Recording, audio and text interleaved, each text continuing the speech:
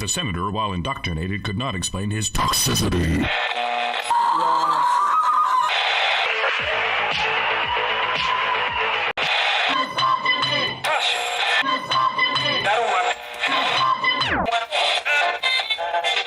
You should not listen to men's rights advocates if you want to know what they have to say.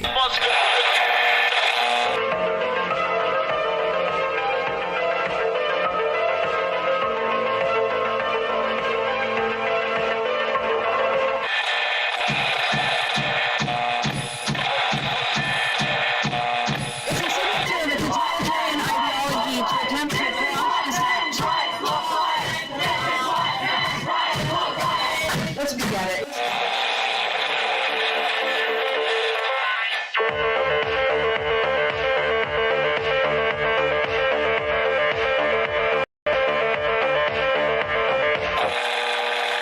Number ZZ9 plural Z alpha.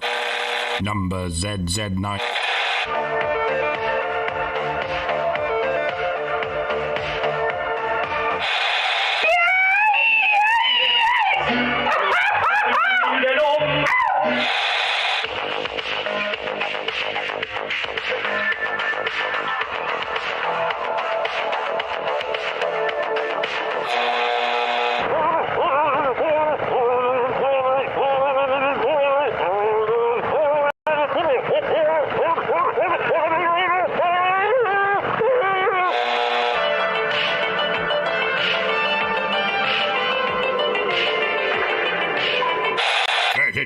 I've never seen such hideousness in all my life. Listen to all this, Yeah, couldn't agree more.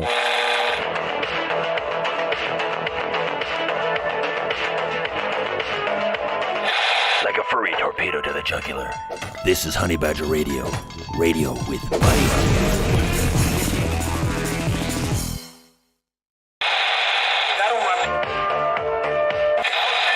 But the senator, while indoctrinated, could not explain his toxicity.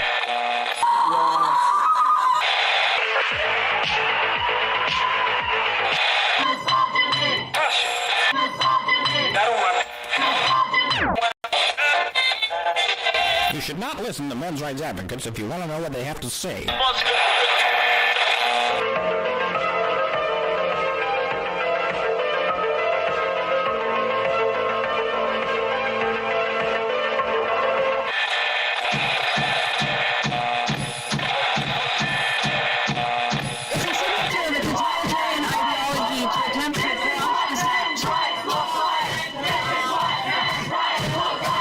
Let's begin it.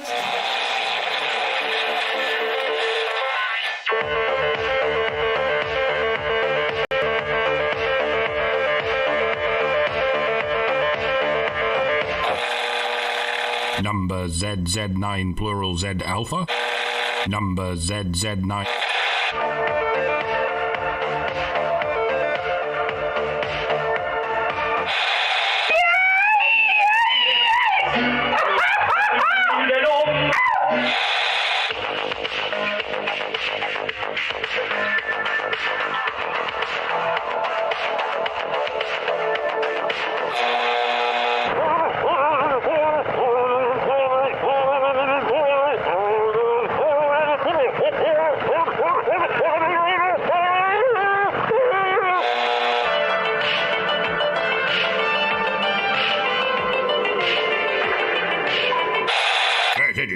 I've never seen such hideousness in all my life.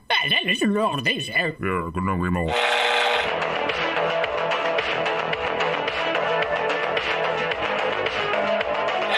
Like a furry torpedo to the jugular. This is Honey Badger Radio. Radio with Buddy.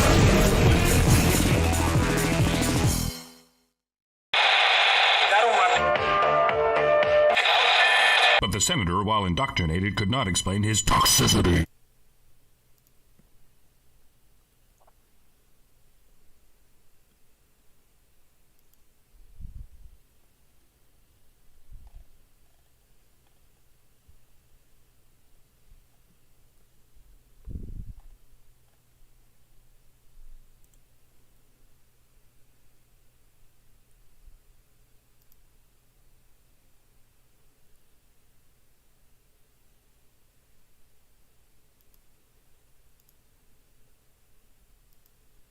we go. For a second, that wouldn't move for me. Hi guys, and welcome to HBR Talk 338. Let's get to the rat killing. This week is going to be kind of interesting.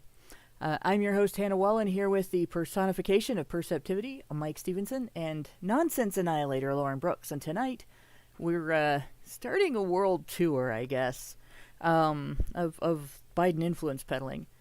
Now, we are skipping a section of the literature that we were looking at, and I want to clarify the reason I'm skipping it is because it's basically just the salacious end of the investigation into Hunter Biden and his actions and everything, and it's not that nobody should care about that anywhere. It's just that it's not relevant to what the reasons are that we're discussing this. Hunter Biden could have slept with every hooker in the world, and unless one of them was a leader of a foreign country or the daughter of a leader of a foreign country, I don't think it would have influenced the things that what we're looking at had influenced. So I'm not going into all that crap. It's just a bunch of salacious bullshit. Not that he should get away with anything that you wouldn't get away with. Just that it's really not the point here. So yes, I am skipping a section. No, it's not because I'm not opposed, or no, it's not because I'm opposed to holding someone accountable for things that anybody else should be held accountable for. It's just, like I said, there isn't a hooker in the world that the guy could have screwed that would have led to World War III, I don't think. Or IV, whatever world war we're in right now. So... But we are at a point where, Hunter Biden has re-entered the headlines at this point, because apparently a bunch of his paintings were destroyed in a fire. We're not sure if that happened or if it didn't, or if he did get an insurance payout for it, or if he didn't. But people are talking about that again. Yeah. And you have to wonder what future historians are going to say about... people talk about Caligula like he was a nutter who tried to make his horse a senator and all this shit. Well, future historians are going to point to the Biden cartel and the Biden crime family, and they're going to talk about Hunter in terms of how he never paid rent to his landlord in that one place, and one time he tried to pay rent using a painting made of his own shit. And people aren't going to believe it. They're going to be like, no one could be that fucked up. It's the stories about Uday Hussein are things that only surfaced 10 years ago, about the things that the son of the president could get away with in Iraq. Beggars belief, like Uday Hussein's, historically one of the worst bastards who ever lived. An absolutely profound, an unbelievable level of cruelty in that individual. And really can't imagine. It's better imagined than described. And we're only just scratching the surface of what Hunter Biden has done. If he can get away with selling his shit for hundreds of thousands of dollars, and his dad felt the need to pardon him for anything he might have done in the last 10 years, is it? Mm-hmm. It makes you wonder what he did beyond just selling his shit for thousands of dollars. He didn't just sleep with hookers. He's killed hookers. Allegedly. I'm just putting it out there. I'm just saying. Yeah, it's a situation where if it was any other president, okay, if especially let's go back to the era when I was in school, all right? People remember Iran-Contra scandal and some of the other things that hit the Reagan administration, right? People remember the Bush scandals, little scandals, big scandals, dumb scandals even, like the Bush daughters getting heated over having tried to buy alcohol without an ID, and all of the little things and all of the big things. If somebody in any of those administrations had come along and said, well, this one of my offspring, this one kid of mine that's a little bit messed up as an adult, I'm going to write a blanket 10-year total coverage pardon, not just for specific crimes, not just for specific wrongdoing or allegations of wrongdoing, but anything they might have done or might get accused of during that time. People would be asking questions, right? What'd your kid do that you needed to cover up? Were you involved? What does it lead to? Is there government involvement? Is there any kind of foreign activity? Is there any kind of money laundering? What's going on here? I think that, if they're going to give him a pardon, it's got to be for something that, they exchange for the truth of the situation, right? Yeah. None of this blanket, oh, he might have done some things and we're just, no. I want to know what he did, ABC, tell us what he did and let the people know what the hell you're letting him off the fucking hook for.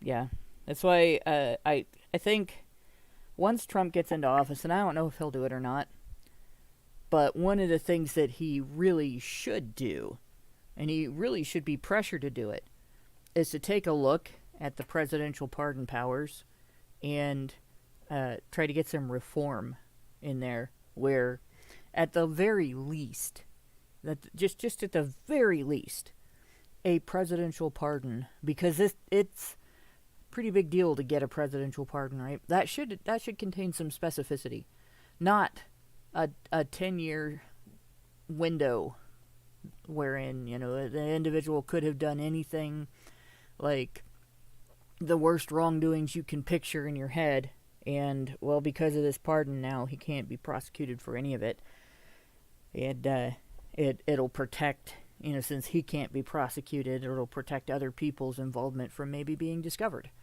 It is one thing for a president to pardon somebody because he feels that they were wrongly prosecuted for the thing that he is pardoning. It's wholly another thing for a blanket one to be done.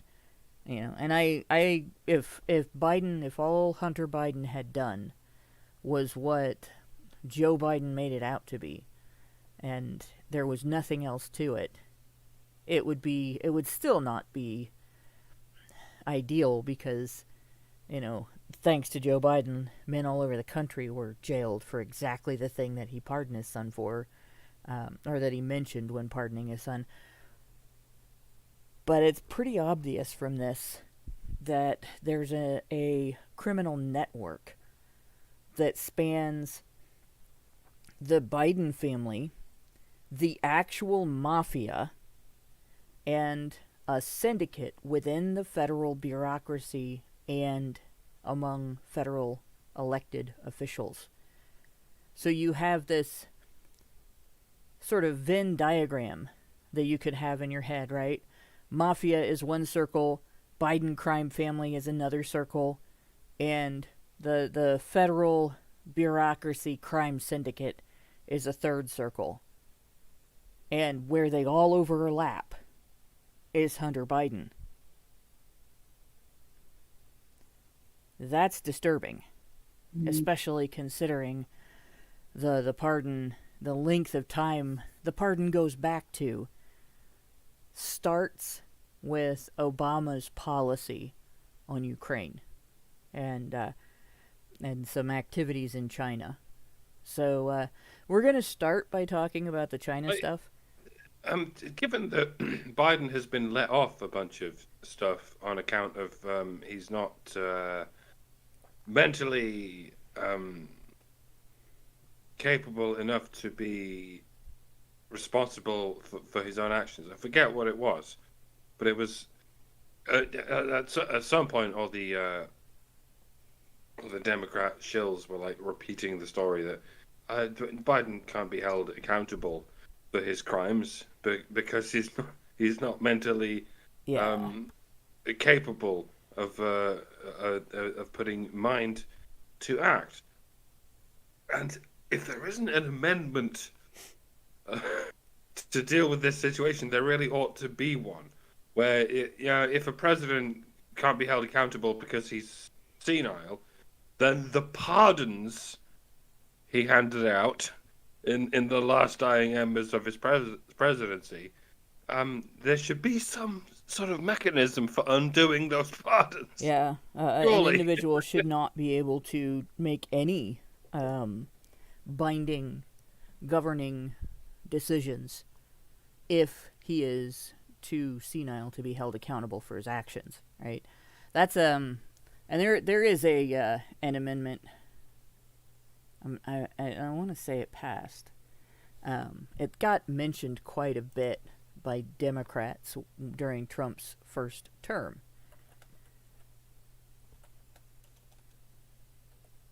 So the 25th Amendment, let me see if I can find the text of it.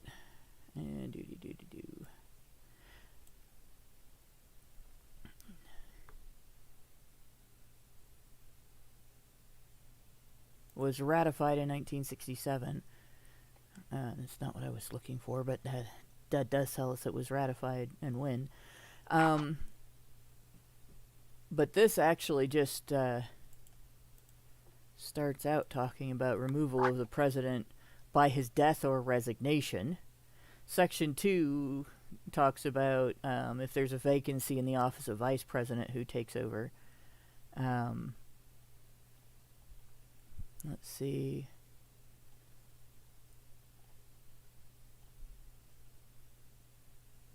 It's basically just is a democratic transfer of power.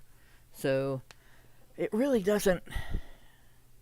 There we go. Whenever president transmits to the president pro tempore of the Senate and the Speaker of the House of Representatives his written declaration that he is unable to discharge the powers and duties of his office, and until he transmits to them a written declaration to the contrary, such powers and duties will be discharged by the vice president as acting president. So he has to actually say, I can't do this, I'm not capable.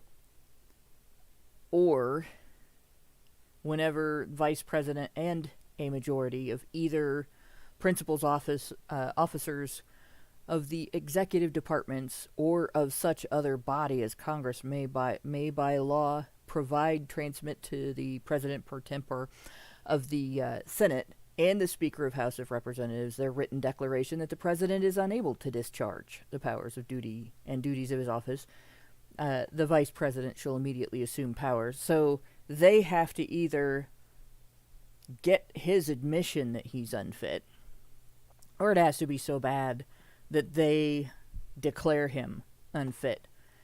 And there's been a couple of times where in history where presidents have, at the end of their term, been unfit.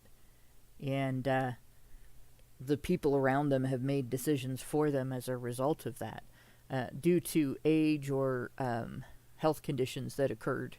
I can't remember who it was that had a stroke, but there was a president that had a stroke that afterward, I want to say it was Woodrow Wilson, and the First Lady ran the president's office after that based on her understanding of his goals and interests, and she basically just did what she thought her husband would do. But she didn't get elected to office. Right? He did. And of course, that was before this amendment, so there wasn't really a mechanism for Congress or any officers in the federal government to remove Wilson. And I'm pretty sure it was the Wilson presidency where that happened. I may don't quote me on that though, because I may have the wrong guy. It may have been another And of course, there was question, like Ronald Reagan's last couple of years were just absolutely plagued with allegations that he was going senile, and every little thing that he did or said was scrutinized for that, right? And you know, it's fair to do that. This is the leader of the nation with the greatest military power in the world at that time. We were in the middle of a Cold War, so people got really heated about, you know, people questioning Reagan's capabilities.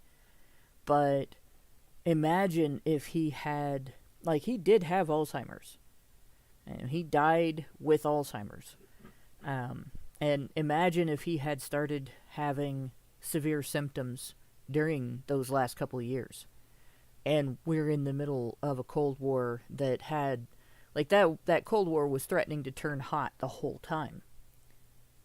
To the degree that we had songs about it, like, I hope the Russians love their children too.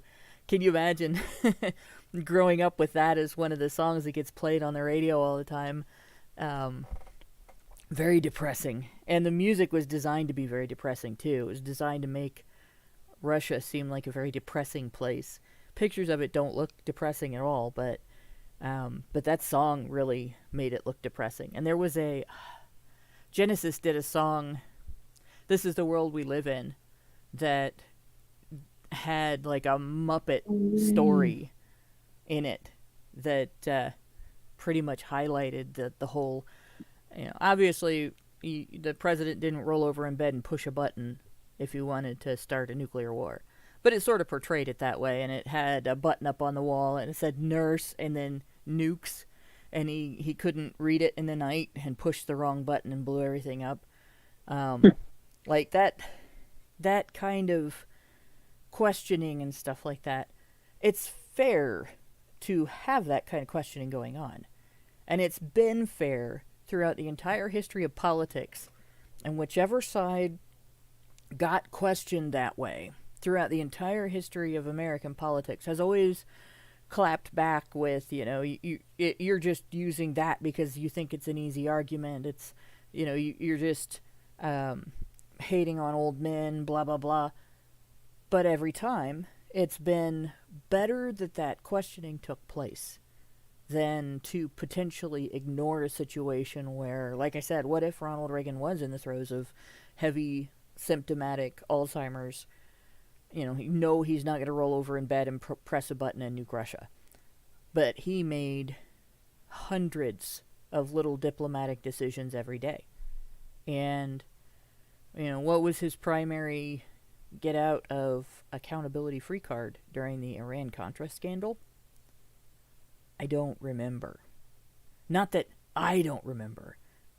That was, you can quote Reagan, his answer to almost everything in that inquiry was, I don't remember. And then it came out that he had Alzheimer's. So maybe he really didn't remember. But it's a bad thing if you have a leader who can make international, diplomatic, and aggressive decisions and then have no accountability for them because he's not fit for office. Now, granted, with Reagan, it was later that it came out that he'd had Alzheimer's. Biden, you could see an open and obvious deterioration, which, if real, if it's not put on as a means of getting out of accountability for his actions, which it could be, well, he shouldn't have been running the country during his entire 4 years in office. He never should have been president. Democrats should have run someone else. Anyone. They'd have been better off running a cat. Yeah. Right? Tabby for president. Oh my God. Morris the cat for president. We could have had a second President Garfield. That would have been cool. Yeah, that would have been cool. But it's it's a pathetic situation for the American people to be in, because we, as I hate to use the word stakeholders because it's often a dog whistle for, hey, I'm doing something shady, but we are the stakeholders in every decision-making process, in everything our country does, whether it is international relations, whether it's domestic relations, whether it's business and economic relations, whether it's war, whether it's simple laws about taxes or building roads. We are the stakeholders in every last little bit of that. That is our government. It's supposed to be for the people, right? So it is in our interest to be able to hold them accountable. It's in our interest for the understanding to exist that competent people will hold these offices. And if there's not going to be competent people holding these offices, nobody should. Mm-hmm. So that's kind of where I'm coming from with this. Is very. It may be very hard for people to get to, but this degree of corruption that we've been seeing, this intersection between three types of crime syndicate, that their whole goal, each one of the three syndicates, their whole goal has been to make money for themselves, not to do the will of the American people, not to protect the welfare of the American people, not to prevent America from becoming the bully of the world or stop America from continuing to be the bully of the world, right? Like none of that. It's none of the things that should be the goal of our leadership. It was met during the last 4 years. So we have been put at risk of not only having a corrupt leadership that does things that are financially bad for us, causes economic problems and so on, but on top of that, when you have somebody who's completely incompetent, with a complete, either a deliberate put on or genuine mental incapacity, that is in charge of diplomatic relations, that is in charge of all foreign policy, all decision making with regard to, what are we going to do to this country? What are we going to do for this country? Who are we going to piss off in the world? Who are we going to be friends with in the world? That puts your sons at risk of ending up being drafted to fight in a war that never should have happened. Right? That puts your families at risk of being in a location that gets attacked by foreign interests, either physically, or as we're increasingly seeing, cyber attacks, or ideologically. And we're seeing quite a bit of ideological attack in the United States. And our government did nothing to protect us from that. In fact, it facilitated it. It enforced it under the Biden administration. So when I talk about these things, this corruption, that's where I'm coming from.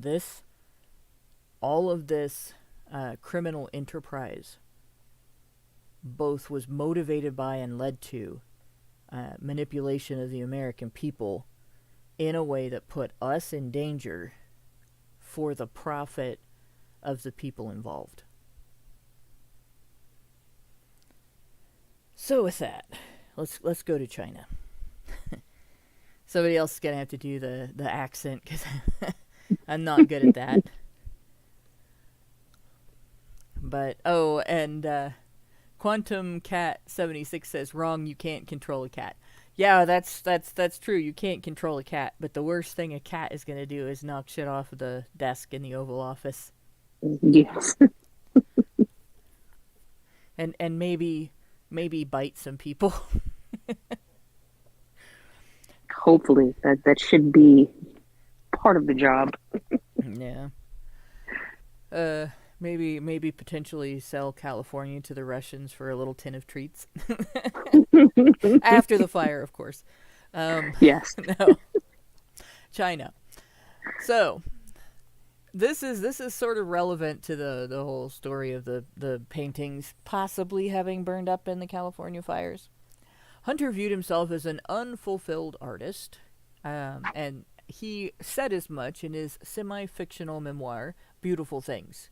In fact, art was the only thing to have kept Hunter sane. It was no surprise then for Marco Polo to discover that when analyzing more than 128,000 emails on the Biden laptop, almost none of Hunter's free time or private conversations were about business strategy or private equity market entry ideation.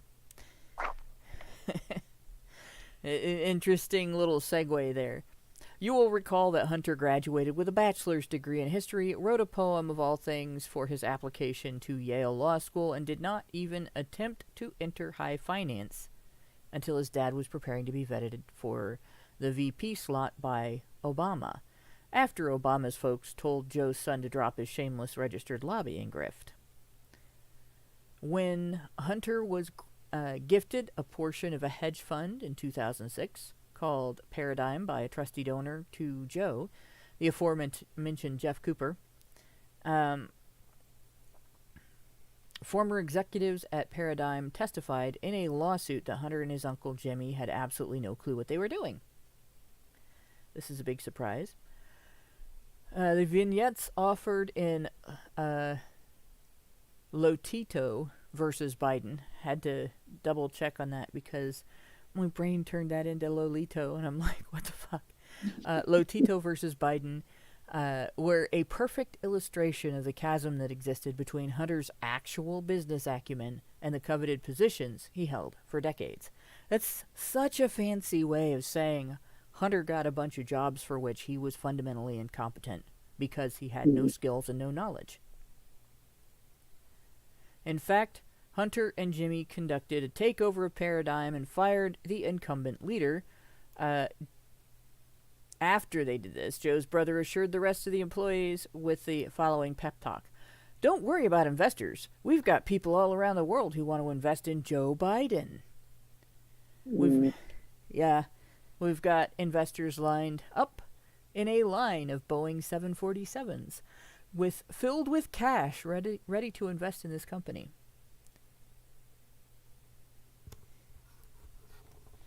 It just, think about this, right? What he just said there. Don't worry about investors. We got people around the world who want to invest in Joe Biden. So basically, when Hunter got that position in Paradigm, it immediately became a pathway for laundering money related to Joe Biden's influence peddling. With that verified principle in mind, Hunter's employment was untethered to his natural or cultivated abilities.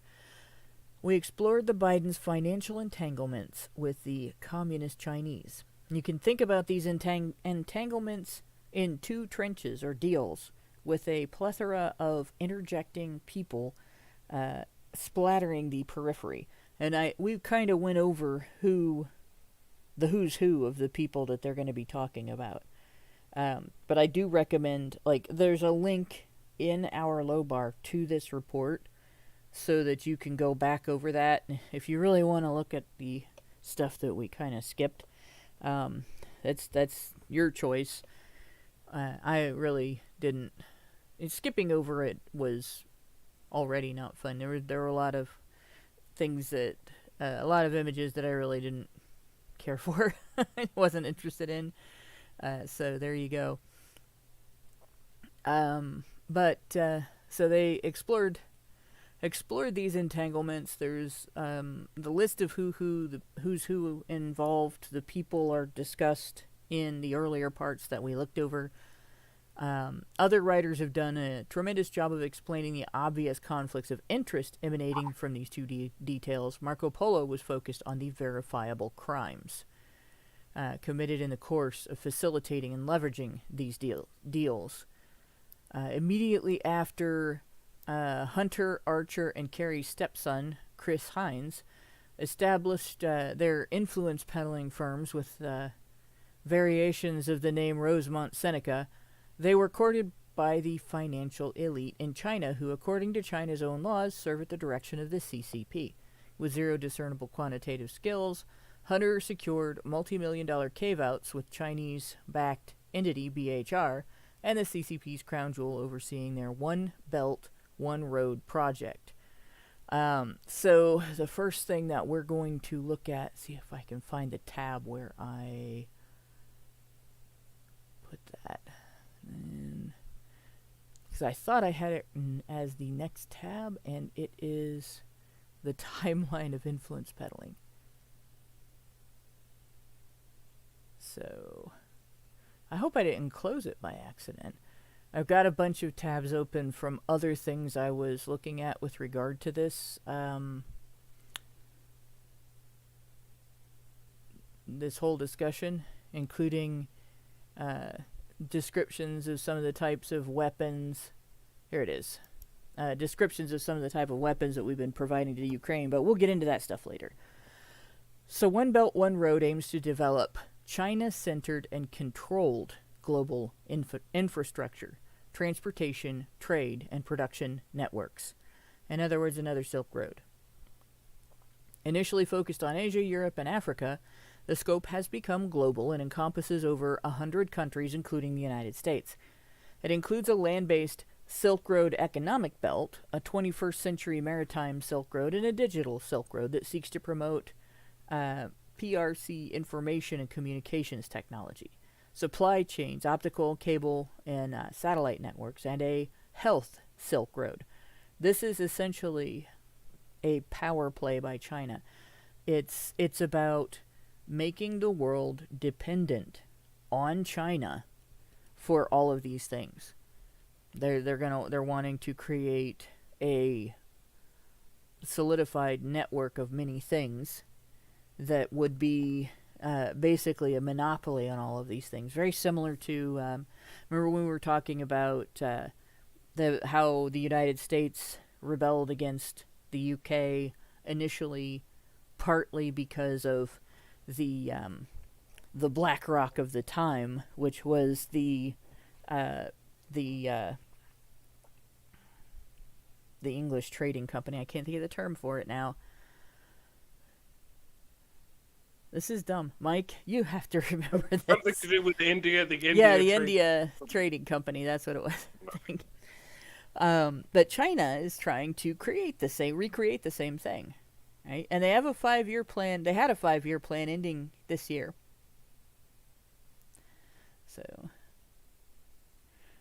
the effort emphasizes policy coordination, trade and investment facilitation, dispute settlement, tourism, student and personnel exchanges, and priorities in China's 14th 5-year plan 2021 to 2025, such as health research and standards setting.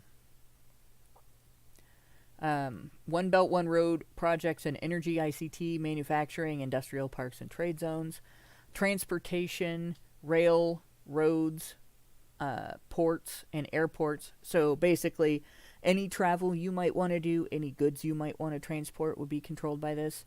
Look to vertically integrate PRC production supply chains, technology infrastructure, and transportation networks.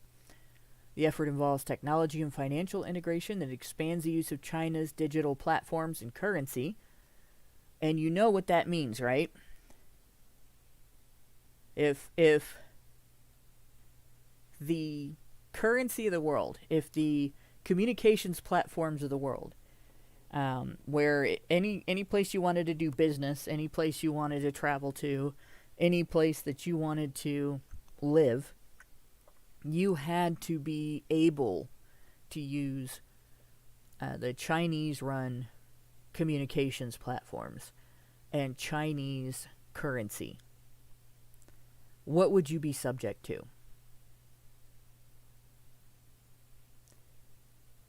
Anybody got a guess? Torture.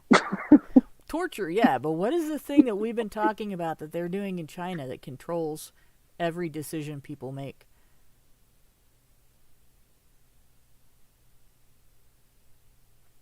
Like, this connection is pretty scary. Huh?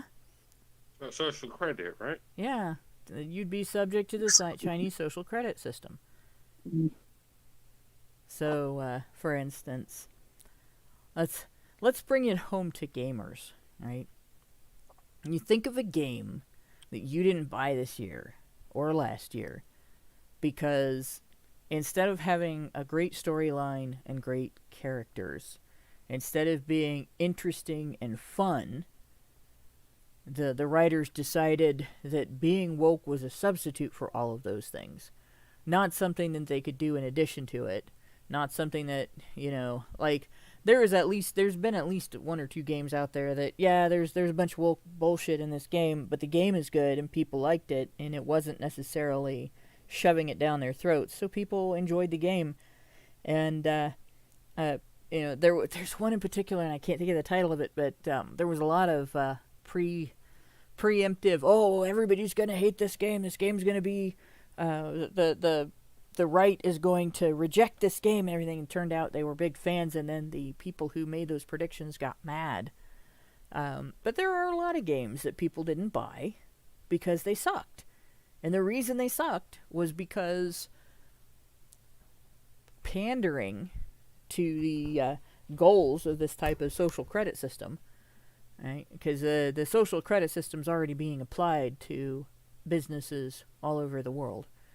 That took a front seat, and it acted as a substitute instead of an addition to story development, character development, setting development, and so on. And you have the right to object to that. You have the right to choose your entertainment, right?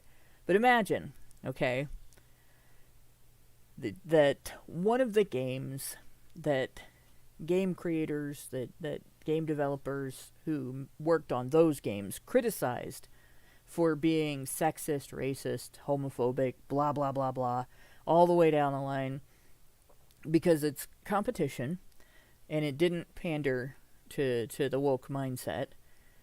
You bought that game. And all of a sudden, because you bought that game, you can't ride on a train anymore. Or you can't take a Greyhound bus halfway across the country to go do something in another state. You better have your own car, but let's hope your car isn't one of those that has an onboard computer system that allows it to be stopped remotely. Because, again, your social credit score's been impacted and it's been decided that you can't travel a certain amount. And, sorry, you can't go. You bought the wrong game. Or you bought the wrong appliance. You said the wrong thing online. You associated with someone who said the wrong thing on. We saw that you had tea and cookies with persona non gratis, detriment to your social credit score. Sorry, you don't get access to the currency you need in order to pay your rent or make your purchases or travel to your mom's house or go to your job. That's basically what the threat of this is. Right? This is about essentially creating a system that can control access to goods and services by controlling communications and currency. Having control over those two things would give any entity that had it control over the entire population. And Richard BR points out, even if you don't activate OnStar, they can still deactivate your vehicle. But they can't. Jesus. They can't deactivate my vehicle. You know why? Why? Because it was made in 1999. That'll do it. Yeah, they would have to shoot out my tires. But I'm not going to go over. There's a whole bunch here. This is, by the way, let me, I'm going to remind myself the source on this, because it's a government source. So this is from a congressional report, CRS reports, congress.gov, and I cannot remember which which group in Congress this came from. But it doesn't really matter. This is what these this project is about. And so, just one more thing about this. For the discussion we had on Tuesday, by the way, and with regard to the fires and the potential associated logic and reasoning and causes and everything behind some of the decisions that were made around the fire in Hawaii and the fire in California. Remember, we talked about, we get people have been called conspiracy theorists for this, but we talked about the Smart City project, right? So in 2021, Xi presented at the United Nations General Assembly a global development initiative to complement One Belt, One Road with small and smart development projects. So there's the smart thing has been, it says to date GDI projects have been in food and medicine. So these are things that you can't live without, right?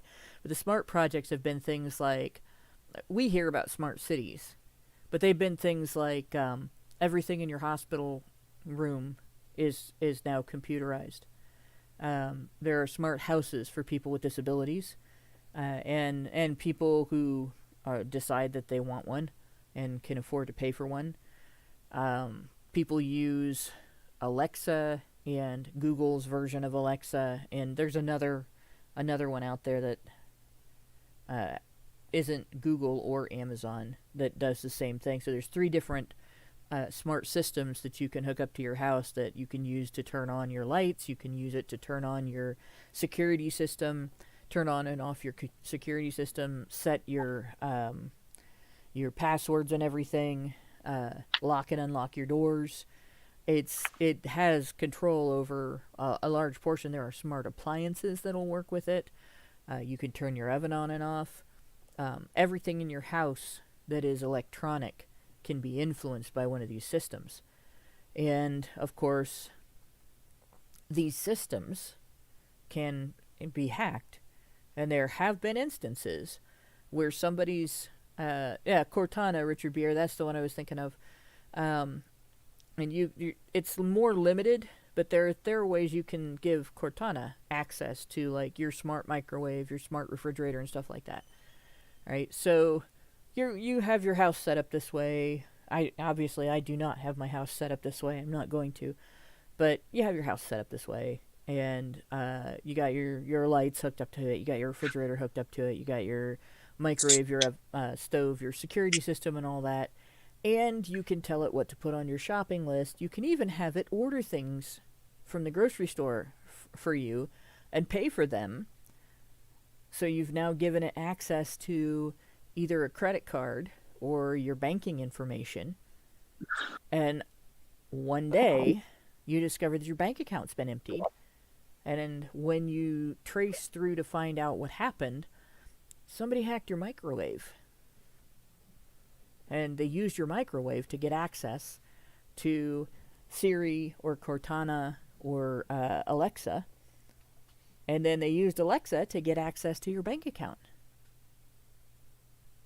Right? So it's not difficult, even if you trusted these entities to do these services for you that actually give them a significant amount of control over everything in your house.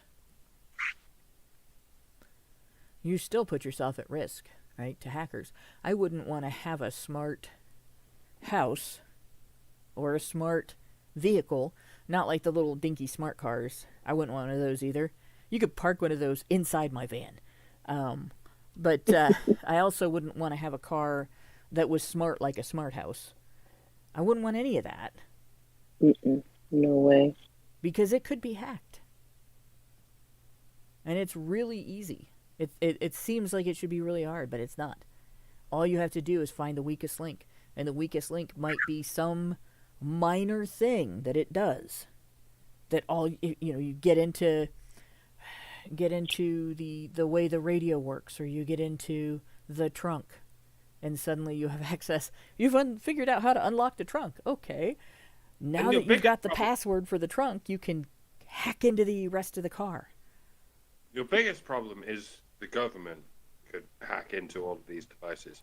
The moment you say something the government doesn't like, such as you criticize the government for whatever reason, they can remotely lock your entire house while the police are on the way.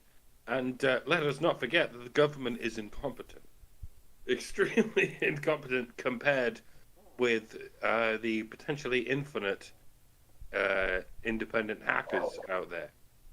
If the government can hack your system, then some rando somewhere in the world can also hack your system. Because no matter how totalitarian the government is, they will always suffer from the incompetence of the bureaucracy that comes along with them, and they will always be superseded by some random hacker in China who is able to just completely lock you out of your life. Yeah. Like, we always imagined this Jetsons future as being this amazing utopia where you can just voice control everything, but the idea that you can voice control it and no one else can voice control it is like, we really should have got in there in the 70s. Sort of.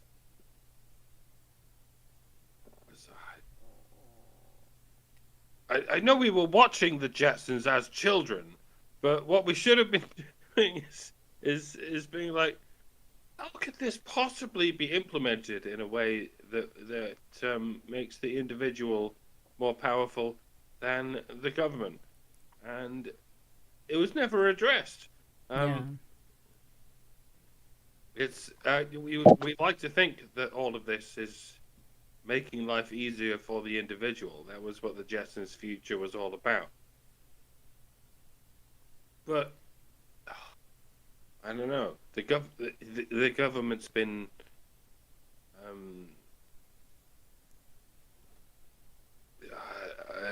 sucking on the coattails of the private industry this whole time, making sure that it can fuck up your life at a moment's notice. And yeah, I don't want to sound like a Luddite. I don't want to sound like someone who pushes back against all these technological advances. But technological advances mean nothing if the government is in control of everything. Technological advances in a time when the government is in control of everything is not even a technological advance. It's technological dystopian nightmare. And I don't know how we avoid that. I don't know how we can have all these advantages of technology without the without risk. Well, there's a degree to it. Without the totalitarian influence of the government. Yeah. There's a degree to which some of that risk is inevitable, but the totalitarian end of it, well, for one thing, Artforce pointed out, you can build a smart house without always being connected, right? It doesn't have to be online, but you have to.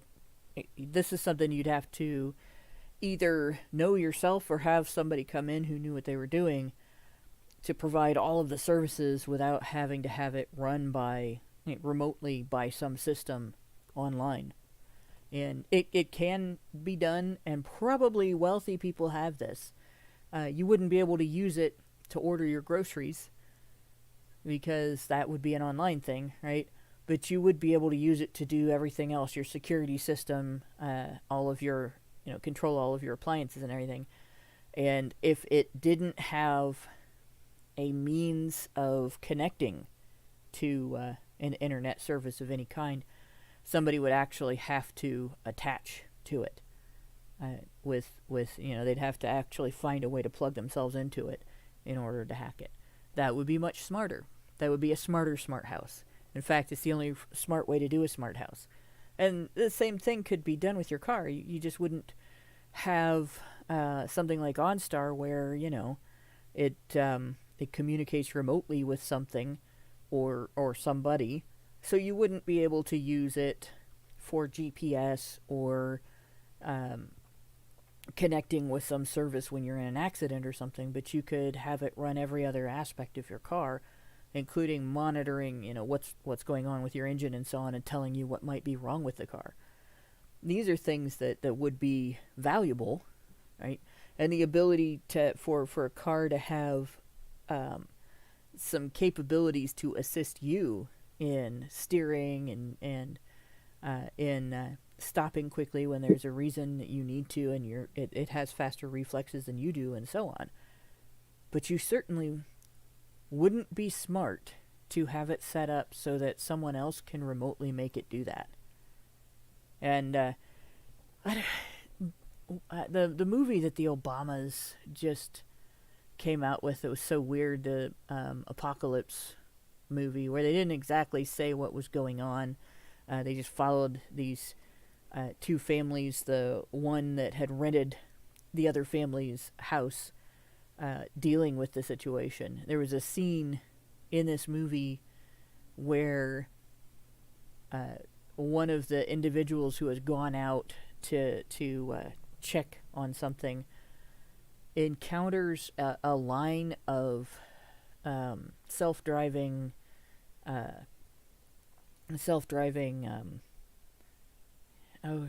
Teslas, I think it is.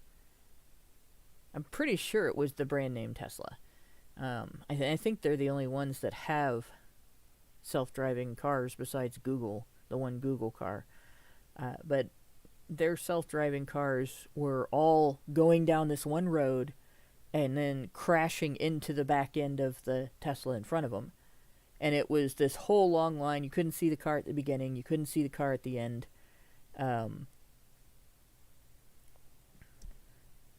Really, Richard Beer says GPS doesn't require an online connection, so you could use it. You wouldn't be able to remote start your car though. But yeah, in any case, these cars just kept going, and they may have all been coming from, like, they theorized in the movie, they may have all been coming from a dealership. They weren't necessarily people's cars, right? And so something had been done that screwed up their programming and caused them to do that. But if you could do that with a self-driving car, if that would actually happen, and the car would take off on its own,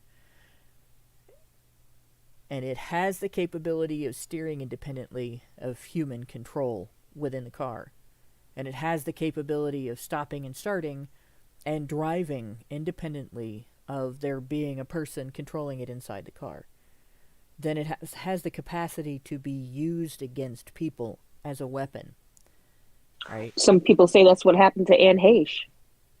Yeah, it could be like a truck of peace that you have no control over. And if it can be set, like, if it's set up so that you can't override the controls as a passenger inside the car, that there's a way to make it so that there's nothing you as a passenger can do. It can kill the individual inside the car, or it can be used to drive over a crowd of people. It can be weaponized in 100 different ways. Destroy property, right? Open up a building that shouldn't be opened up so that people who shouldn't be in there can get in there. Just anything that you could do with a wrecking ball, right? Anything that you could do with a container that has a person in it to harm the person inside. Anything that you could do, with a large projectile. It would be quite dangerous to have something like that hackable. So here we have a foreign power that treats us as a not necessarily full-on enemy, but an untrusted foreign power. That they may or may not do business with us, and they may or may not have conflict with us, and they may or may not support interests that we are up against. So there's possibilities, multiple possibilities of what kind of reactions on things we might get from China. It's looking for the power to be able to control something like that. You want China, the CCP in China, to be able to control your car after you have said something that perhaps they disapprove?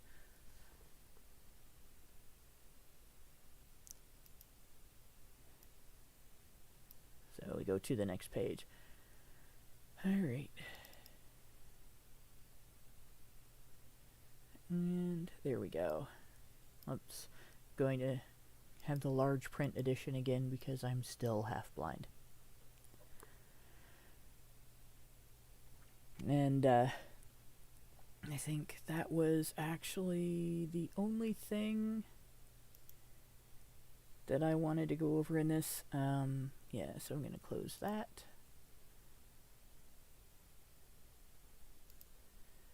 Okay.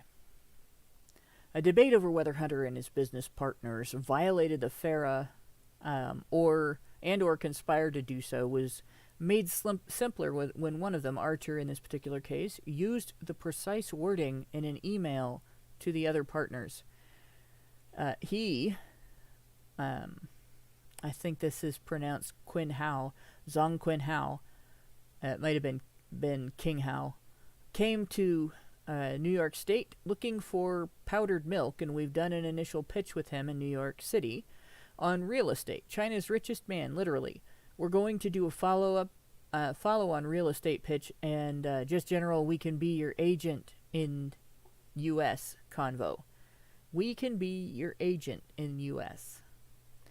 The last line confirmed the group had the unregistered agent of a foreign principal game down to a science, as Archer did not need to elaborate on what his agent in the U.S. convo with Zhang would entail. Before flying to the Middle Kingdom, Archer snagged 3 copies of Joe's book, Promises to Keep, to hand out to Zhang and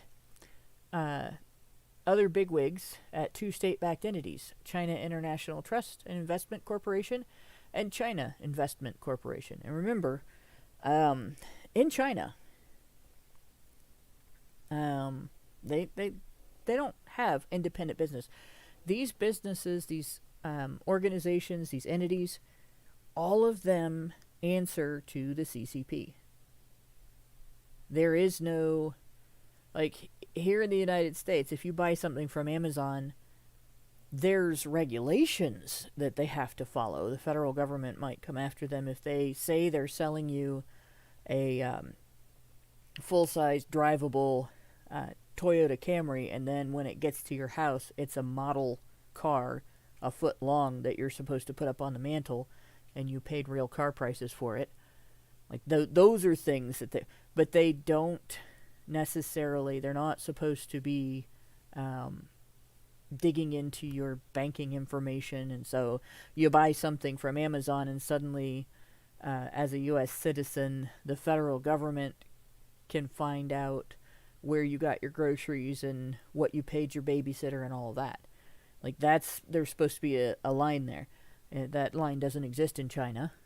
And in fact, China can tell these companies, we want information about this person or that person, and they will have to use the guise of doing business with you to gain it, even if it has nothing to do with that business.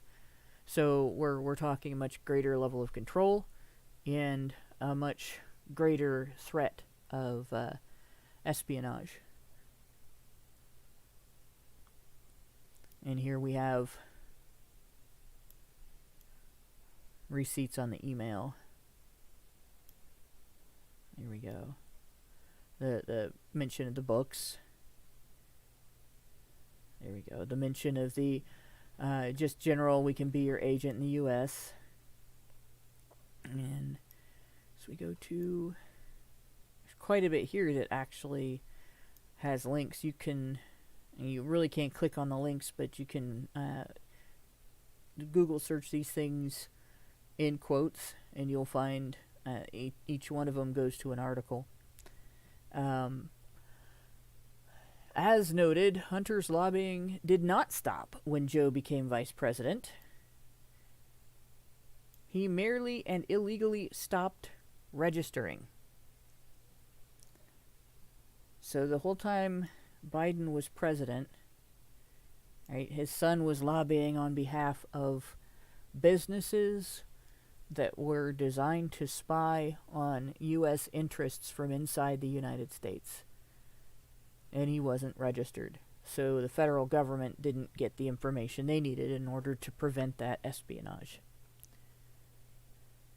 He violated lobbying laws by assuring Randy Russell of his unregistered and therefore illegal back channels to the CCP.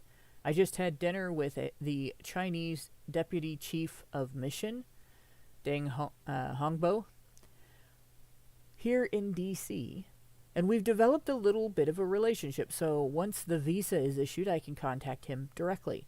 But before Hunter pulled out the big guns, he offered to advocate on Russell's behalf to John Kerry's aide-de-camp David Wade, and or someone in Joe's entourage.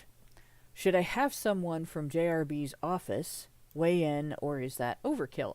And or should I send email or call personally? And willing, ready, able to do all of the above or none of the above at your direction. How about David Wade on Kerry's staff? Hunter spoke with Yang Jiechi of the CCP's top foreign minister and Politburo member, the CCP's most powerful decision-making body. And we have again, these are the actual emails. You can't really read this probably on your YouTube screen, but again, there is a link in the low bar to this report.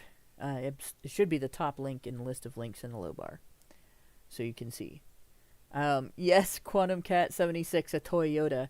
That's similar to what I was referring to. There was an incident where a radio station advertised that they were giving away a Toyota. And all the advertisements were played on the radio station. There was nothing in writing, nothing in pictures. So it was all verbal. Everybody heard, the way they said it, everybody heard Toyota like a car. And then the woman who won, they gave her a Yoda figurine that was a toy. And she sued, and she won, and they had to give her the car.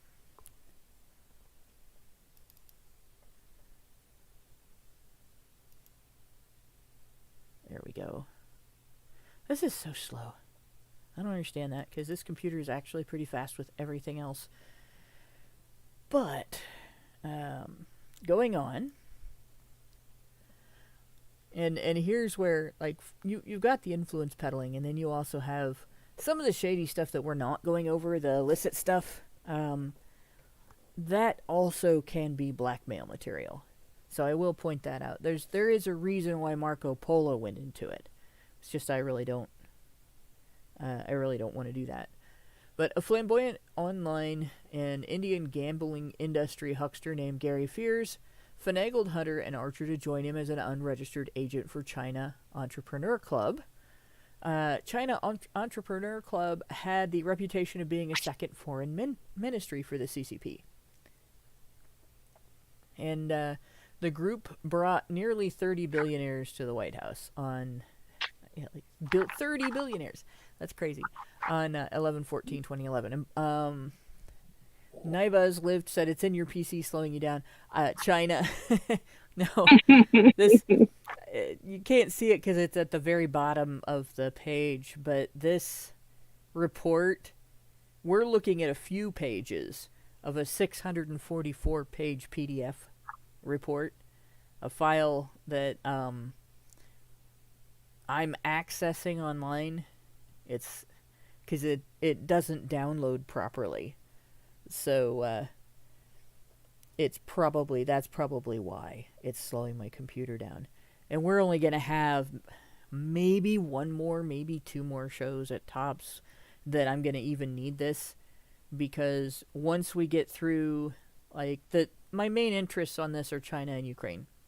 What he has done in China and Ukraine.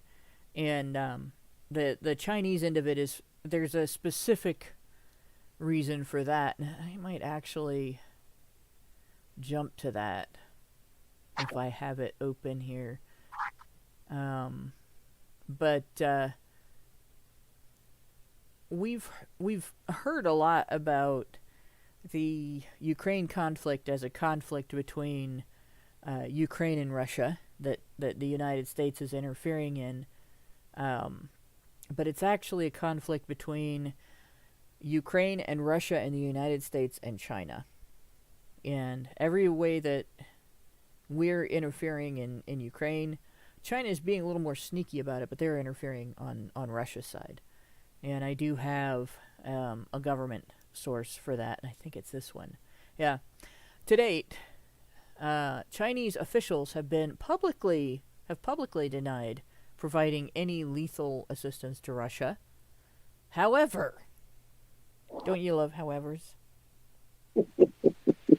However, as Beijing deliberates the scale and scope of material commitments, it probably will seek to balance its strategic partnership with Russia while avoiding reputational and economic costs that could result from its assistance. Russia customs data revealed that Chinese companies, including state-owned companies under the purview of Beijing, have sold civilian dual-use and some minor military items to Russian military end users, such as small arms, spare parts, navigation equipment, and protective gear.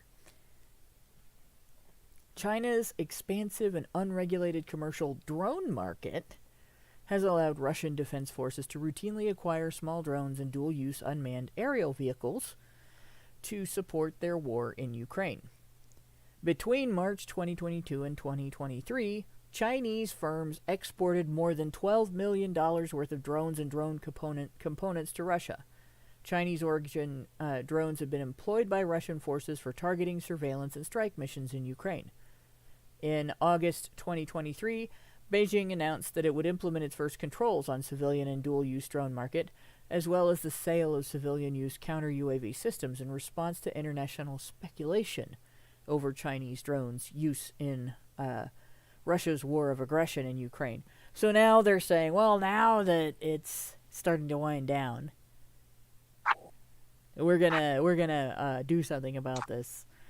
But they allowed it to continue the whole time things weren't slowing down. So they're not neutral. And they are on the other side from us.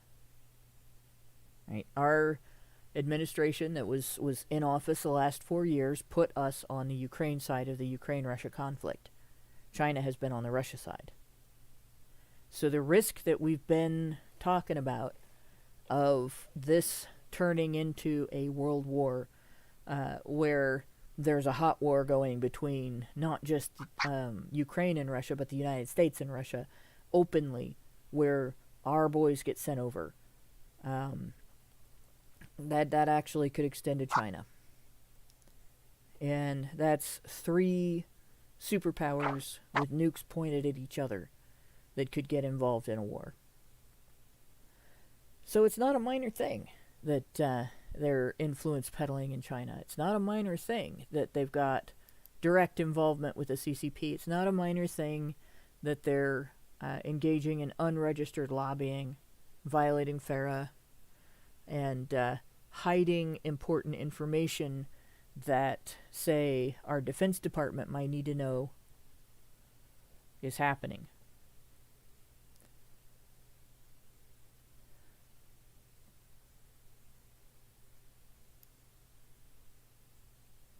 And it wasn't just that one situation, right? No, for crying out loud, that's not going to stop. Bohai Harvest, RST. BHR, Chinese-backed fund that Hunter helped form. So this wasn't just, oh, well, you want to do business, you got to do business in China. No, this is something that he actually helped make. Has the potential to be perhaps the biggest payoff for the Bidens, although his former lawyer, Chris Clark, repeatedly assured the press that Hunter did not either directly or indirectly own a portion of BHR. Multiple sources showed as late as 2022 that a shell company Hunter controlled, I don't even know how I can pronounce it, Skinadles? I don't know. Skinadless? Like, what the fuck? Who names their company something like that? That's a first for me. Yeah, it sounds like the kind of thing that a dad trying to be funny would come up with as a nickname for his daughter to piss her off. You know? Yeah. Hey, come over and sit on the couch, get some popcorn, Skenatalus. We're gonna watch this movie. Still owned 10% of the fund. In other words, it was reasonable to conclude that Hunter had not divested from BHR. In April 2023, it was finally revealed that Hunter transferred ownership of Skenatalus LLC to his sugar brother, Kevin Morris, for the cost of its outstanding debt, $157,000. BHR, not by mere conjecture or presumption, but as a matter of public record and governmental financial data, is an organ of the Chinese state. Right? So, just to reiterate here, BHR,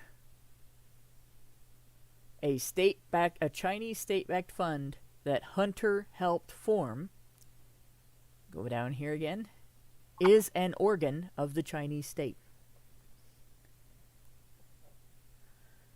More than a controlling portion of its shares are owned by elites under the purview of the CCP's Ministry of Finance, and in its most critical deals, BHR has partnered with state-owned enterprises.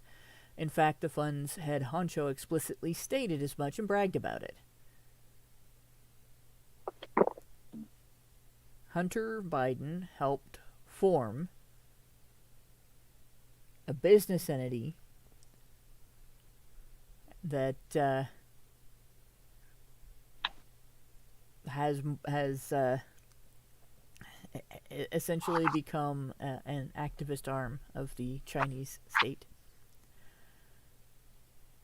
Li Jiangxing, CEO of BHR, told local media that the fund's strong government background would allow it to do super big investments, saying the fund could take loans from its shareholders, such as China Development Bank and Bank of China, to complete transactions. In U.S. media and there we go. I hate when I move this and then I can't see where I was. In U.S. media, the ostensible mission of BHR is to facilitate cross-border transactions, but this vanilla description was purposely obscure. Rather, BHR has repeatedly acquired sensitive technologies that the CCP sought. Again, BHR does not hide this fact. In a revelatory interview with Li and Wang Zhen on BHR's own website testified to this imperialistic economic mission. Lin Junlang, Michael, and Hunter have been partners for over a decade under the watchful eye of the aforementioned Bulger. And Lin helped facilitate BHR. So remember, Bulger was the relative of Whitey Bulger, who is directly connected to the mafia. So there's a connection there between the CCP, the Bafia, and the mafia. And the connection is actually selling sensitive technologies. When they say sensitive technologies, we're talking about technologies the government uses in the United States that we don't want foreign powers to also have or know how they work or understand them fully. In other words, this is espionage. So, to go back again, we were looking at that whole apex fallacy, right? And the discussion about Hunter Biden being pardoned for a minor crime. That, it's not fair because regular men would not get a pardon for that minor crime. Well, this is not a minor crime. Espionage is not a minor crime. But this is within that 10-year span.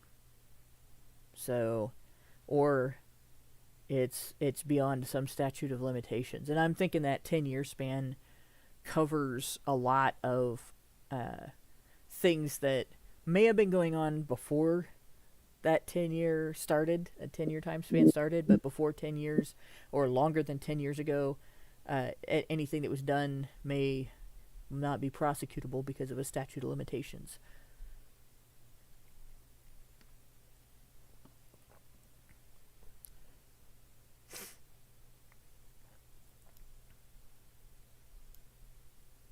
So now we have some little mafia bits and pieces here. This is mafia tactics or CCP tactics or Washington, D.C. crime syndicate tactics, right? Before getting on the bad side of Xi Jinping and disappearing in June 2015, Xi Fang, known to Hunter as the Super Chairman, served as the ringleader who promised funding and facilitated introductions to state-supported financial firms who eventually backed BHR. So it kind of comes full circle. We were talking before about the Biden influence peddling in Ukraine, and we've kind of talked about the Ukraine-China connection, in that China is quietly, or has been quietly, sending tools to Russia for fighting in the conflict, and pretending that it's an accident or something that regulations need to be passed to prevent, and so on. But they haven't passed those regulations. But yeah, here we have a company that is essentially being used for the purpose of facilitating these types of business deals and for spying on the U.S. So the son of the President of the United States was working with a CCP-backed company that was only here to spy on U.S. technology.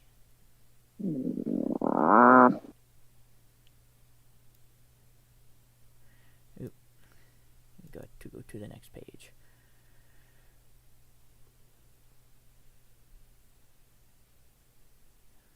A lot of what's on this page is just going to be receipts. There's a little bit more to point out here. This is confirmation. Hunter's emails confirmed that he has lied to various media outlets about the timeline and chain of events surrounding BHR, from the date he was introduced to the CCP-supported proxies to when crucial agreements were signed. Hunter was so enthusiastic about working with Lee Jonathan that in April of 2011, more than 2 years before BHR was put in Shanghai's business registry, he gushed to Lee, "You are the best, just give me my marching orders."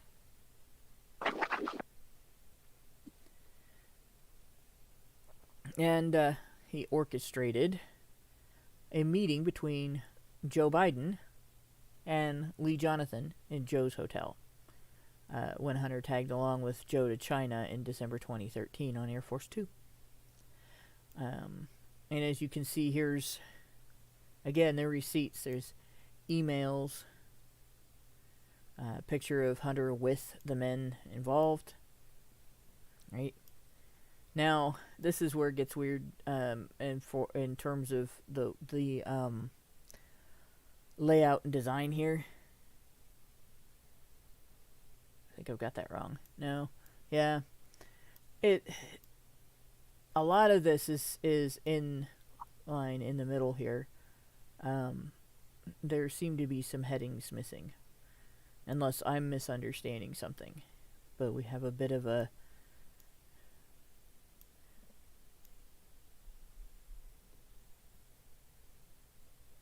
when I looked at this before, there was a separate heading. It's not this at the bottom where it says business-related crimes, but we're still talking about the same company here. So, again, more further receipts.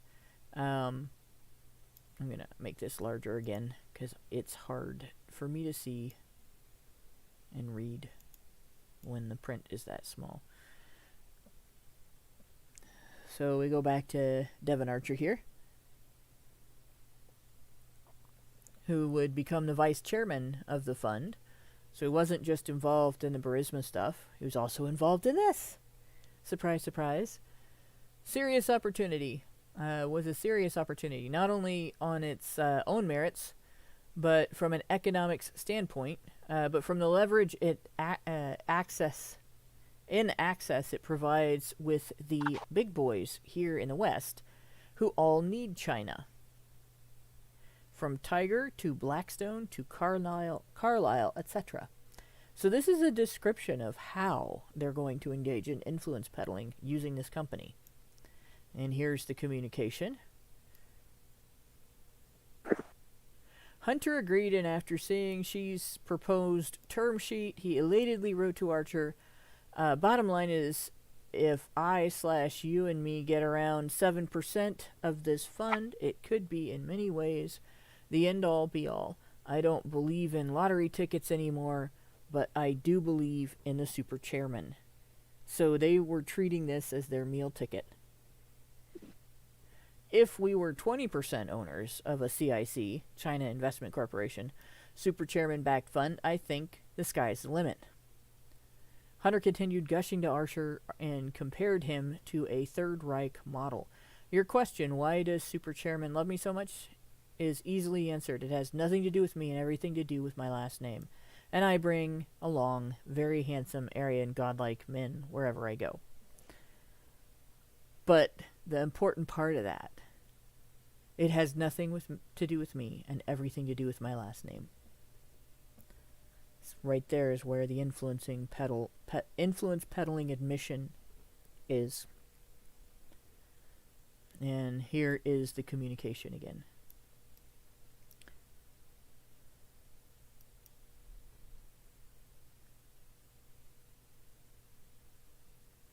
So, see if I have this in the right spot. We're going to skip Romania. Somewhere here to China. So, according to oversight.house.gov, the timeline of Biden influence peddling. I'm going to try increasing the size of this and see what happens. Okay, it does reformat. That's good. China, CEFC on March 1, 2017, less than 2 months after Vice President Joe Biden left public office. State Energy HK Limited, Chinese company, wired $3 million to a Biden Associates account. This is the same bank account used in the above Romania section. After the Chinese company wired Biden Associate account $3 million, the Biden family received approximately $1,065,692 over a 3-month period in different bank accounts.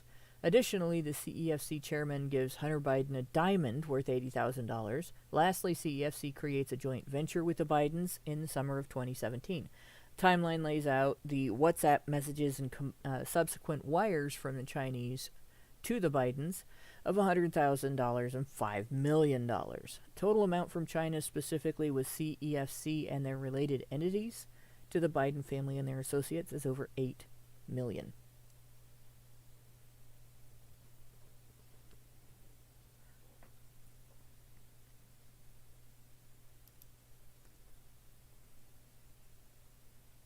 It froze. There we go. And I think... There we go. That's so slow.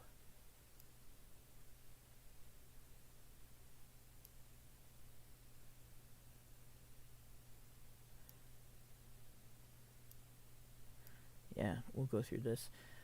She, the son-in-law of former People's Bank of China Governor Dai Zhanglong, had shamelessly wined and dined Hunter, an alcoholic, and Hunter's colleagues at the Four Seasons in Hong Kong. Remember, according to Hunter himself, Xi's courtship and generosity had everything to do with the Biden surname. Lin, who had been integrating himself with Sinophilic American officials and political operatives alongside Bulger for a decade, nonchalantly told Hunter when Secret Service wish to call to check things as they always do, please make sure they call Lee, Jonathan, or me. Whitey Bulger's nephew wanted to keep the fund hush-hush until a formal agreement was signed. Please remember that I have not informed anyone in my office about the reason for my trip to Hong Kong last week. I want to keep this effort quiet until we have a contract.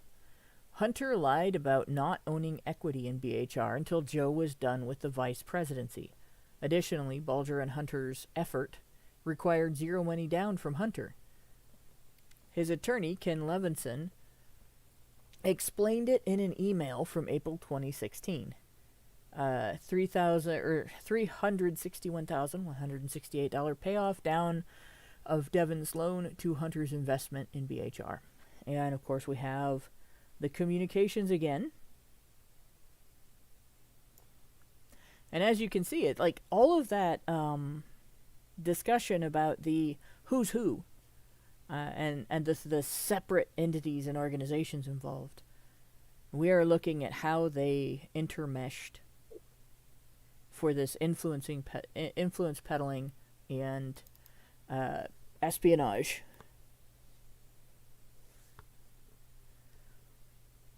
We could go through and basically continue discussing this particular company and everything that happened with it. I am going to point out everything in this report is backed by receipts.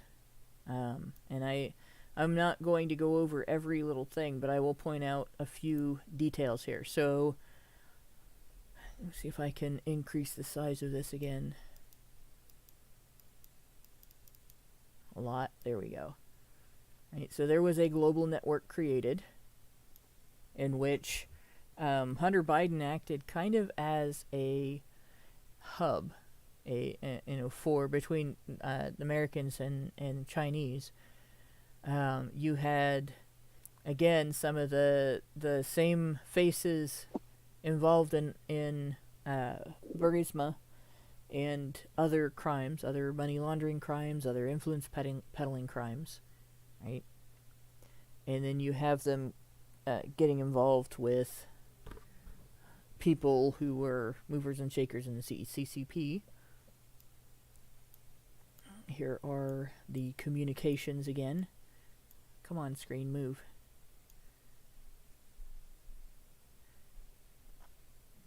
And the print's going to be tiny, so we're not going to try to read that.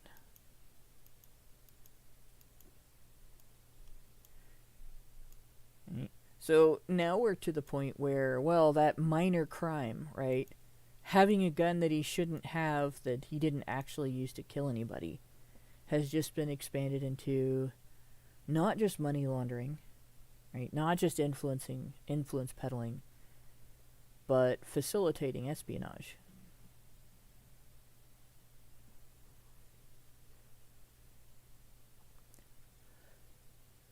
And this goes back to 2010. But there are things that occurred before that. So we have the grooming process starting before 2010, culminating in December 2013. But let's see. The involvement of Dan Bernal. So the Chinese rolled out the red carpet not only for Hunter but also for the CEO of Rosemont Realty, another one of the Biden shell companies, on whose advisory board Hunter sat. Dan Bernal, for his connections to American princelings, was given special treatment and a flowery photo op. Another 2004 Kerry presidential campaign alumnus and Yale graduate, Bernal facilitated the large commercial and real estate firm's pump and dump sale to the Chinese SOE-linked Gemini. Worked closely with Devon Archer, to court foreign cash. In fact, over $200 million poured in from the wife of the former mayor of Moscow.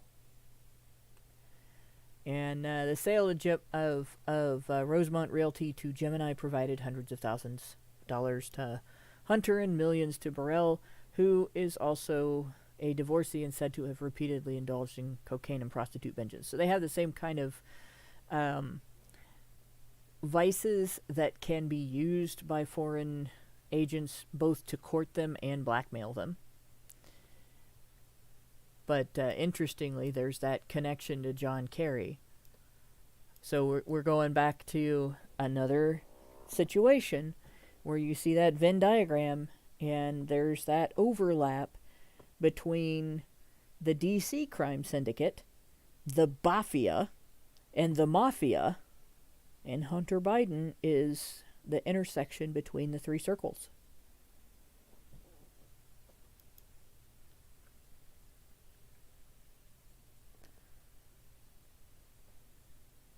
So I'm going to scroll here a little bit. This goes on. There is 1, 2,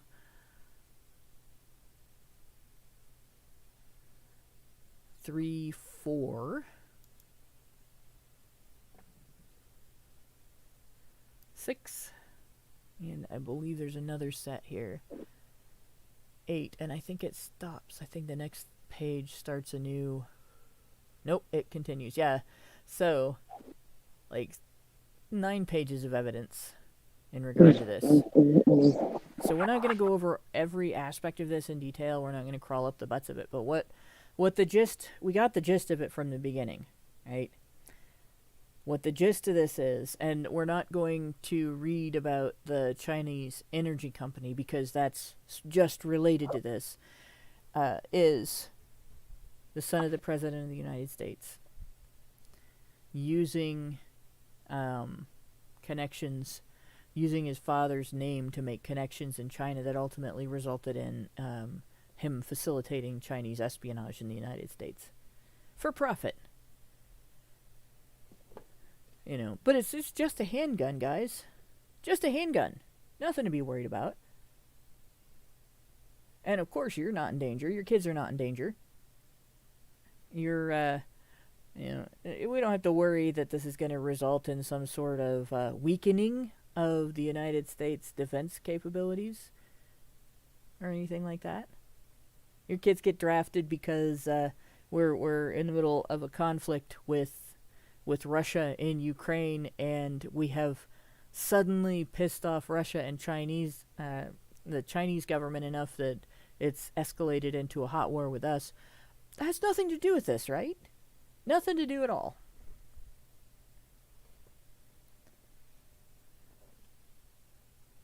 Let me get back to...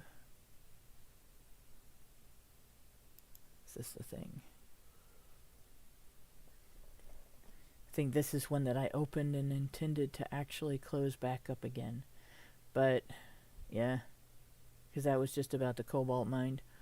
I mean, it was still criminal. It was still him violating FARA, which, by the way, was criminally prosecuted when a Trump advisor did it, or was accused of doing it.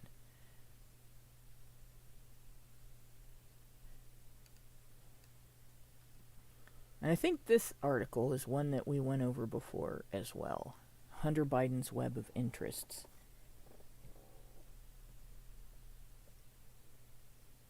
So I'm not going to try to get into it. And I think we just looked at that. So the next step, and I may make this a really short show tonight, just because I don't want to get started on the Ukraine stuff. We have the Chinese-Ukraine connection, and that China has been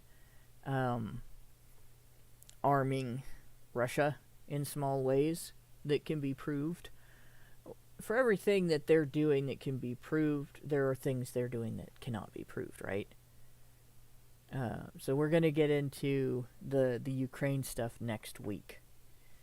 But what I want to talk about in regard to this... I've had a couple of people suggest that it's just getting political for the sake of politics. So on the 20th, Honey Badger Radio has a group of us going to the inauguration to talk to people.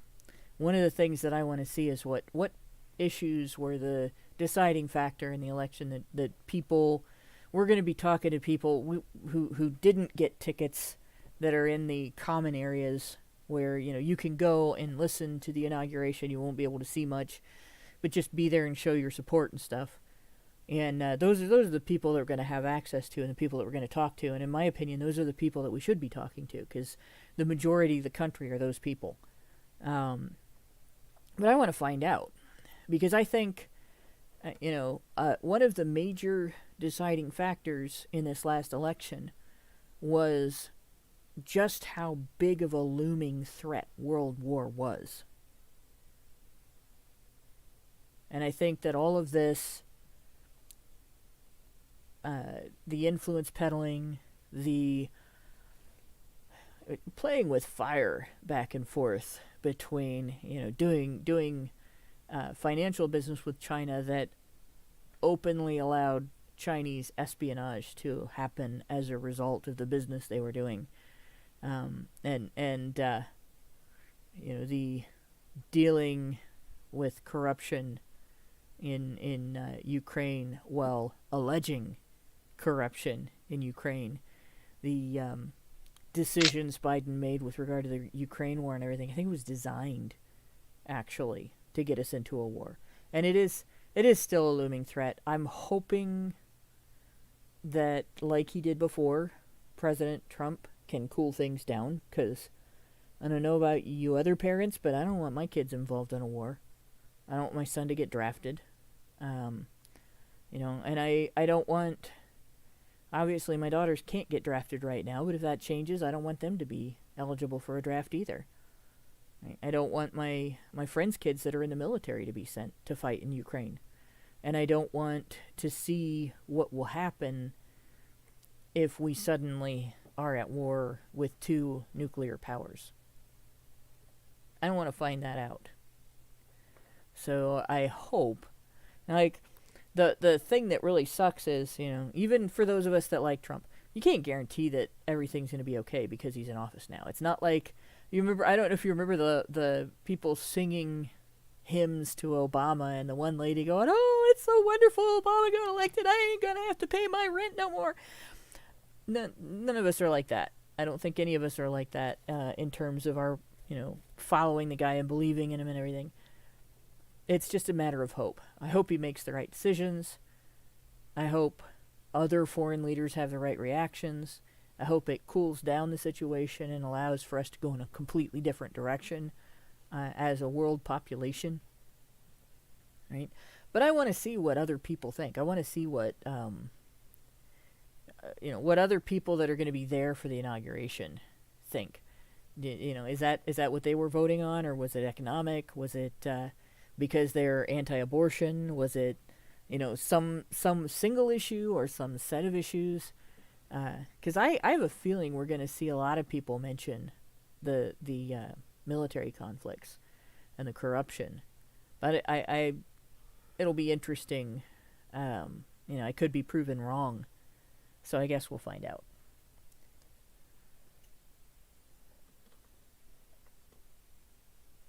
But as for this, I don't know. I don't have any super chats. Let me see if I got any super chows. We don't have any super chows tonight either. Okay. So I don't have anything else that I really want to get into tonight. I don't know if you guys had anything that you wanted to say about what we've talked about so far. It seems like really dry and complicated, but I don't think it is.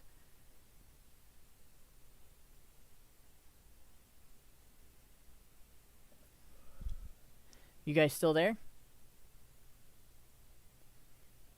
I think I've got everybody muted. No.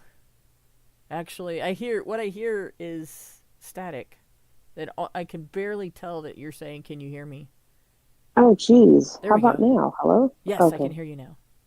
Yeah. No, I mean, you're bringing up some very good things. I just want to see them all in jail. I mean, Yeah. just, I'm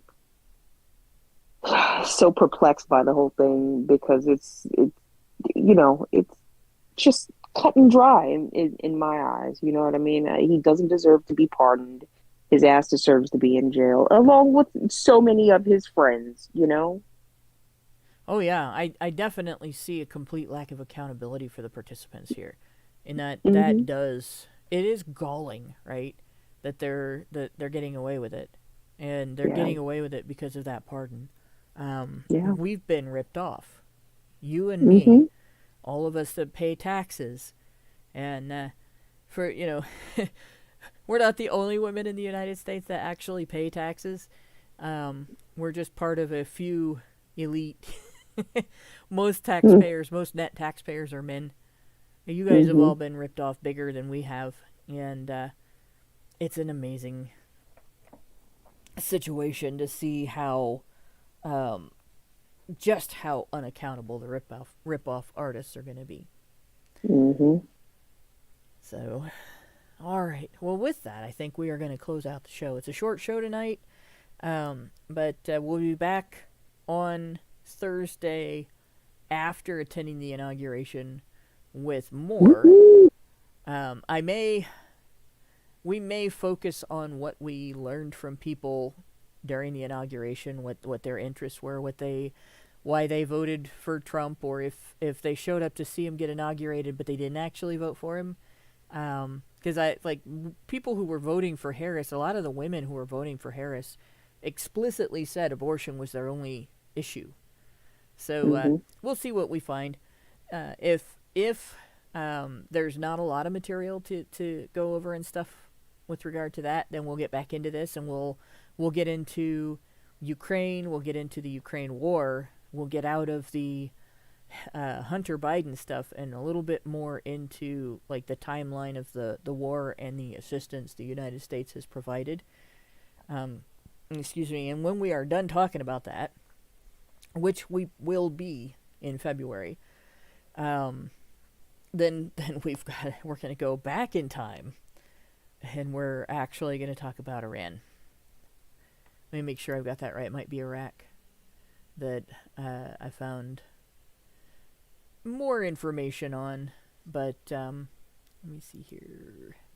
Double checking. I've stored the news story links that I want to actually look at for that in my personal Discord server. So yeah, it was Iran, and U.S. interference in Iran has led to quite a bit of military conflict. So this isn't the first time what we're seeing and talking about happening in Ukraine has been done by the United States. This is the norm in U.S. government behavior toward other countries.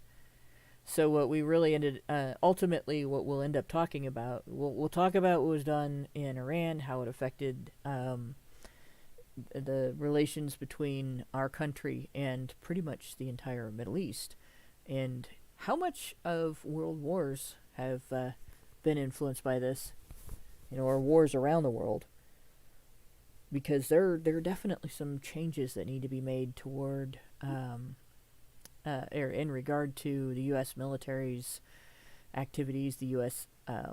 Intelligence agencies and activities, manipulating other countries' population decisions, their government changes, and so on. That I don't know.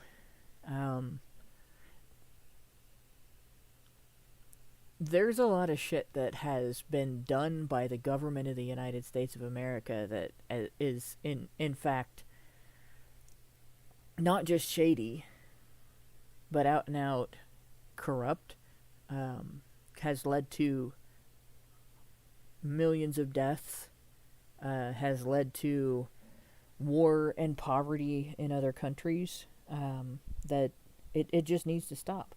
And I think what has facilitated that is women voting on one issue, abortion, for establishment politicians that promise to protect it, who then go on to engage in espionage, warmongering, manipulation of other countries, and profiteering and exploitation.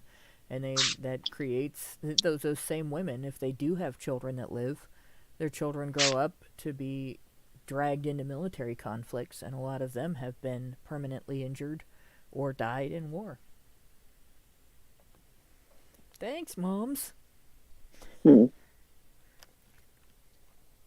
Not mine, though. My mom voted against candidates like that. So, we will get into that. We'll you know the path we're heading on. We'll get into the beginning of that next week.